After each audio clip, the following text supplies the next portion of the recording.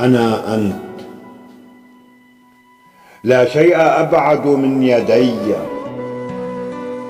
قطفت شمسك كي أبادلك العناق على الصدى بين السحابة والتراب. كنت امتشقت فمي المعلق في السماء، عصية تلك النجوم على يديك.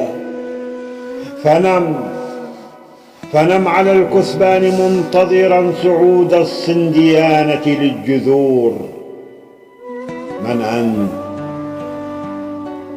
من أنت؟ لو كنت الصهيل أنا صفيك، في خيل لانعتاقك. فانتفض من تحت جلدي يا ابن أمي كي يموت الحقد فيك. يا قبر يوسف، لا تقل إن النبوءة أشعلت في قلب إخوتك المكيدة كي يفوزوا بالنبوءة من أبيك. من أنت؟ قد قسمت قلبي يا أخي نصفين، غزة نصفه المسروق من تعب التراب. من أنت؟ نفض عن جناحيك الرماد وأجج النار الحكيمة في النجوم. إني خلعت عباءة الصبر المقدس وارتديت دمي وصوتك والصدى.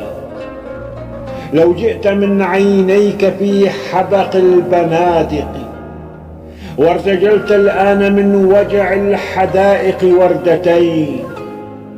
لو فزت بالمدن البعيدة واحترقت على المسافة فوق جمر الشوق بين سحابتين. لو تهت في الموت المحقق، لو رقصت على الجليد، لو قلت للبحر المؤذر سر إلى المنفى، فلا ترمي السنابل من يديك. حتى ولو عبر الغريب على الجداول، لا تقل سقط الطريق على الطريق. في القدس تنتظر الفراشات الصباح لكي تمارس حقها في اللهو آمنة على شفتين من قصب الكلام. في القدس تلقى القبرات إلى السماء تصافح القمر الموزع في أحاج الوقت إن مال الغمام على الغمام.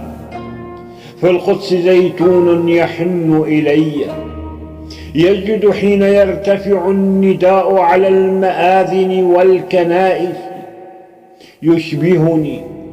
يشبهني كلما وقف الحمام على النوافذ أو بكى الحنون شوقا للصبايا كي يبادلهن أطراف الغرام. في القدس مفخرة السلام، إذ قال في الناس المسرة هذه الأرض الأمومة وحدها الأرض الخصوبة. يا أخي إني استويت إلى خطاي. من سوف يمنحك المسافة في الرخام لو عدت مقتفيا سواي؟